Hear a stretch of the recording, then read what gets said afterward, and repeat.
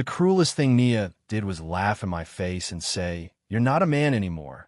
Then text her side dude right in front of me like I was invisible. Here's how it happened before I start from the beginning. I just come home from physical therapy in Baltimore, sweating through my hoodie, still using a cane. The kitchen smelled like fried onions, but it wasn't for me. She was dressed up like a date night, heels by the door. When I asked where she was going, she smiled sharp and hit me with that line, like my injury was comedy. Before the accident, we were that couple people side-eyed in a good way. Black love, matching energy, inside jokes. Nia used to call me Mr. Steady because I always paid bills early and kept extra batteries in the junk drawer. I worked maintenance for a hospital in Towson, and she did front desk at a dental office. On Sundays, we drove to D.C. for brunch just to pretend we were fancy. She'd steal my bacon, I'd steal her hash browns, and we'd argue over who was the better singer in the car like it mattered. I genuinely thought we were solid. We met at a cookout in Prince George's County. My cousin Dee was playing old-school music, and Nia was laughing like she'd never been hurt before. I tried to act smooth, spilled lemonade on my own shoe, and she laughed so hard she snorted. I should have been embarrassed, but she said, "That's real. I like real." We started dating, and she was loud in the best way, dancing in the grocery aisle, picking fights with the self-checkout machine, calling it the robot's attitude. I fell for her because life felt lighter around her. Our first apartment was tiny, but we made it ours. We were broke, so our date nights were homemade tacos and arguing over Netflix choices like it was Supreme Court. One night, in Colombia, the power went out during a storm. I lit candles, she made fun of me for trying to be sexy, and we ended up slow dancing in the living room to music playing from my phone speaker. She rested her forehead on my chest and whispered she wanted a life that felt safe. I believed her. That word, safe, meant something to me. We got married at a little venue near Annapolis. Nothing viral, nothing fancy, just family, a DJ, and aunties who acted like stepping on sneakers was a sport. Nia's mom, Ms. Loretta, hugged me stiff and said, "Take care of my daughter." I promised I would. My mom cried the whole ceremony and then got mad that she cried, which made everybody laugh. Afterward, Nia and I drove to Virginia Beach for 2 nights, ate too much seafood, and took blurry pictures that still made us look happy. I thought we were building something that couldn't be moved. The accident moved everything. A faulty ladder at work, a bad fall, a back injury that turned my life into a schedule of pain and paperwork. I went from lifting heavy doors and fixing things to learning how to sit down without wincing. My job had me on workers' comp, but it didn't cover the way dignity leaks out when you can't do what you used to. Nia acted supportive at first. Ice packs jokes, "I got you, babe." But over time, her patience started coming out sideways, like she resented me for needing help. Bills started stacking like they had personal beef with me. I tried to stay positive, but it felt like drowning quietly. Nia would scroll her phone while I counted change for prescriptions. When I'd ask about the mortgage, she'd sigh like I was bothering her. She stopped cuddling at night. She'd roll away from me and say my tossing kept her up, but I wasn't tossing to be annoying. I was chasing comfort. I started noticing she was always running errands in D.C. for hours, coming back with nothing but a fresh attitude and a smell I didn't recognize. The first real humiliation happened at her family's place in Upper Marlboro. We went for Sunday dinner, and I moved slow because the pain was loud. Nia's brother Jamal laughed and said, "Yo, he moving like he 90. Everybody laughed, including Nia. I forced a smile because I didn't want to be the sensitive man in the room. Ms. Loretta stared at me like I was a bad investment and said, "You sure you can handle my daughter long term?" Nia didn't defend me. She just sipped her drink like the disrespect was normal. She started changing the story of our marriage in front of me, like I wasn't in the room. "He used to be so driven," she'd tell people. "Now he just exists." She'd say it like she was the victim of my injury. One night, she made a joke on FaceTime with her girls. I married a provider and ended up with a patient. Then she laughed and said, "Don't record this." I stood in the hallway hearing my name turned into entertainment. I didn't yell. I didn't slam doors. I went back to bed and stared at the ceiling like it might explain why love could turn that cold. Around that time, My friend Marcus from high school started popping up more. We were both black men from the same blocks, same history. He used to call me Big Bro, even though we were the same age. When I got injured, I lent him money once, just once because he said he needed help. Now he'd come over when Nia was home, and they'd laugh too hard at jokes that weren't funny. He'd clap me on the shoulder and say, "You good, fam?" But his eyes wouldn't stay on mine. I felt something shift, like trust cracking without noise. I tried to fix the romance, because I thought maybe I was failing her emotionally. I planned a cheap date night, candles, takeout from a spot in downtown Baltimore, and one of her old playlists. I even wore cologne like my back wasn't screaming. Nia walked in, looked at the table, and said, "Ah, you trying?" Not "thank you." Not "I missed this." Just "you trying," like I was a kid showing a drawing. Then she ate fast, checked her phone, and left early saying she was tired. The candles burned out like they were embarrassed for me. Funny thing is, the universe still gave me tiny laughs, even in the worst months. My physical therapist, Mr. Shaw, was a black man with dad jokes locked and loaded. When I complained, he'd say, "Pain is weakness leaving the body, also leaving your face because you look mad." One day, I tried a new stretch and made a sound like a dying cartoon character. Another patient laughed, I laughed too, and for 30 seconds, I felt human again. Then I got home and found Nia's suitcase half-packed. She said, "I just need space." Her voice held zero guilt. The cheating didn't slap me all at once. It leaked into my life like a slow water stain. A hotel charge that wasn't her.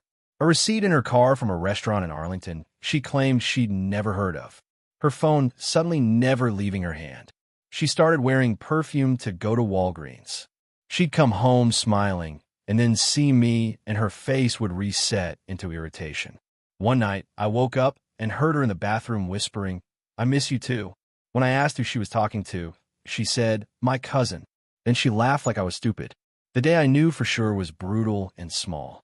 I was looking for a document in the drawer, medical stuff, and her old tablet lit up with messages. I wasn't even snooping on purpose. The screen showed Marcus's name, and the words underneath hit like a punch. "Last night was perfect. You don't even notice." My hands went cold. My own friend. My wife. The betrayal was a circle closing around me. I didn't confront them. I sat on the edge of the bed and stared at the wall, feeling grief like a physical weight. I went to the kitchen and washed dishes I didn't use. I stayed quiet, but not because I was weak. I stayed quiet because I needed facts, not fumes. In those days, anger felt like it would break my back worse, so I chose something colder: patience. I started saving screenshots, statements, dates. I created a folder on a flash drive and named it PT Notes so she'd never look at it. I reduced conversations to basics: bills, groceries, my appointments. Nia mistook my calm for surrender and got meaner, louder, more careless. She didn't know quiet can be a weapon when it's pointed at the truth. Nia's disrespect got bold. She started bringing Marcus around like it was normal, like I was a roommate with a limp. One Saturday, they sat on my couch in Baltimore County eating wings and laughing, and Marcus said, "Man, marriage ain't for the weak." Nia laughed and said, "Tell him again." I stared at the TV, smiling like a ghost. Inside, something in me clicked into place. I wasn't going to beg for dignity anymore. I was going to build my exit correctly. Not loud, not messy, just final. I went to my room and opened my laptop like I was paying bills because I found a free legal clinic in DC and took the bus there, cane and all. The waiting room was quiet, full of people trying to keep their lives from falling apart. The lawyer I met, Ms. Keisha Grant, was sharp but kind. She didn't give me a superhero speech. She asked questions and listened like my pain mattered. I told her everything: injury, finances, the cheating, the humiliation. She said, "We're going to protect you with paperwork, not emotion." That line felt like oxygen. She explained things like dissipation of assets and documentation.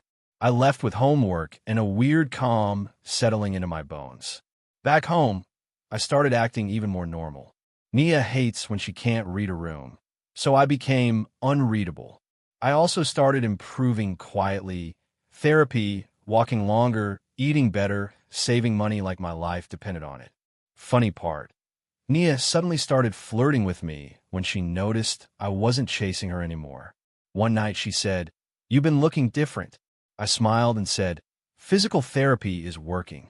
She leaned in like she wanted the old us, but it wasn't romance. It was her ego checking if she still had control. I kept my distance politely, like a man guarding a door without showing the key. There were still romantic memories that tried to soften me. I'd see a photo from Annapolis, us laughing at the reception, and my chest would ache. So I made a rule. I could miss the past without sacrificing the future. I also let myself laugh when I could. My neighbor, Mrs. Tasha, an older black woman with a mouth like a preacher, saw me struggling with groceries and said, "Baby, your wife got you carrying bags like you're not injured? Tell her I'm coming over with a Lord and a broom." I laughed so hard my back hurt. She said, "See? Still alive." Nia kept spending money like consequences were for other people. She'd withdraw cash, buy gifts, and act shocked when I asked about it. "Stop policing me," she'd snap. Meanwhile, I gathered statements quietly. I started moving my direct deposit to a new account, legal, documented, calm. I also found out something important. When we bought the house, my settlement and my savings covered most of the down payment. Ms. Grant had helped me put it into a trust years earlier because of family money drama. Nia signed the paperwork without reading it. She thought it was boring. Boring paperwork was about to become the loudest thing in her life. The most humiliating moment came at a friend's birthday in D.C. Nia showed up dressed like she was going to a music video shoot, and she introduced Marcus to people before she introduced me, her husband. She said, "This is Marcus. He's always there for me." Then she looked at me and said, "And this is, like I was an awkward detail." People laughed nervously. Marcus smirked, not even trying to hide it. I wanted to disappear. Instead, I went to the bathroom, stared in the mirror, and told myself something quiet. You're going to make your life safe again, no matter what. The plan wasn't revenge. It was closure with boundaries. I didn't want her hurt. I wanted her away from me. I followed Ms. Grant's instructions like a man following physical therapy. Slow, consistent, painful, worth it. I recorded dates when Nia stayed out. I saved messages where she insulted me. I tracked money she used for hotels, dinners, gifts, stuff that wasn't marriage spending. I made copies and kept them off-site at my mom's place in Catonsville. The funniest part? Nia thought my organizing meant I was trying to win her back. She said, "Look at you being responsible again." I smiled and said nothing. Then Nia pulled her big move. She came home one evening, tossed her keys on the counter like she owned the sound, and said, "I'm done. I'm filing. I'm taking what I'm owed." No tears. No apology. She wanted drama, wanted me to break so she could feel powerful. She even called Ms. Loretta on speaker like an audience. Ms. Loretta started yelling, "You can't keep my baby trapped with your broken body." I didn't shout. I didn't beg. I walked to my room, got my folder, and slid it across the counter like it was a menu. Nia frowned, confused. That confusion was the first crack. "What is this?" she asked, flipping pages. Her face shifted as she read. Bank statements. Timeline. Hotel charges.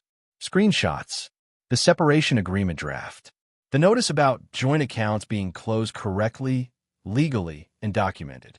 The part that made her eyes hard was the trust detail. How the home wasn't the simple weapon she thought it was. She tried to laugh it off. "You think you smart?" she said. "You think paperwork makes you a man?" Still no remorse. She called Marcus immediately. He didn't come. He texted, "Handle it." That's how cowards move. Quiet when the bill arrives. Court wasn't dramatic. It was fluorescent lights, tired chairs, and reality. Nia showed up dressed like confidence, but confidence isn't evidence. Ms. Grant spoke calmly, like she'd done this 1,000 times. She didn't insult Nia. She just presented facts. Nia rolled her eyes, interrupted, acted annoyed, like consequences were wasting her time. The judge listened and asked simple questions. When a ruling came, it wasn't a punishment speech. It was an order. The dissipation of assets mattered, the separation date mattered, and the financial protections mattered. Nia didn't cry. She didn't apologize. She just stared like somebody stole a toy she swore she owned. Karma hit her realistically, not magically. Her new apartment application got denied because her debt looked ugly once the accounts untangled. The car note she bragged about suddenly became her problem alone. The man she'd been seeing in Northern Virginia stopped answering when fun turned into responsibility. Ms. Loretta didn't offer her a room because Ms. Loretta loved control, not caretaking. Nia bounced between friends, wearing the same cold face, acting like she was above it even while she was struggling. She never once said, "I'm sorry." She said, "Everybody's against me." That's how people avoid mirrors. My comeback wasn't loud. It was peace. I focused on rehab and slowly got stronger. I picked up a quieter job in facilities that fit my recovery. I rebuilt my credit. I cooked actual meals again, not just survival food. I laughed more, real laughter. One time I tried making cornbread from scratch, and it came out like a brick. Mrs. Tasha knocked on my door, tasted it, and said, "Baby, this is drywall. You work in maintenance, not cuisine." I laughed until my eyes watered. That small laughter felt romantic in a new way, like I was learning how to love my own life again. There was a private romance too, but not the kind Nia could steal. My mom started coming by on Sundays with a little bag of groceries and too much advice. She'd sit with me while I cleaned, humming old songs, making the house feel warm again. One day, while wiping down the counters, I played our old slow dance song. Not for Nia, but for the man I used to be. I danced alone in the kitchen, stiff at first, then smoother. It was funny and sad and healing at once. I realized romance isn't just another person. It's how you treat your own heart when nobody's watching. Months later, I saw Nia at a grocery store in Silver Spring. She spotted me and didn't soften. No remorse. No, "How are you?" She looked right through me like she used to when she thought I was powerless. I noticed small details. She was tense, carrying stress like a purse, still trying to look unbothered. I didn't gloat. I didn't speak. I just nodded once and kept walking. My chest didn't tighten. My hands didn't shake. That's how I knew I'd won. Not because she was struggling, but because she couldn't reach me anymore. The door was closed, and it stayed closed. The moral lesson hit me quietly afterward. People who love you don't mock your pain, and people who respect you don't need you broken to feel tall. I learned that silence can be strategy, and dignity can be rebuilt one boring step at a time. Nia never showed remorse, and that was her real loss, because without remorse, you can't grow, only repeat. My karma wasn't her downfall. It was my private rise. No speeches, no posts, just stability, sleep, and a life that felt safe again. If you're down right now, don't rush to prove yourself. Document, heal, and protect your future. If you enjoyed this story, please like, comment, and share this video with your friends. Subscribe and turn on notification bell so you never miss a powerful story drop.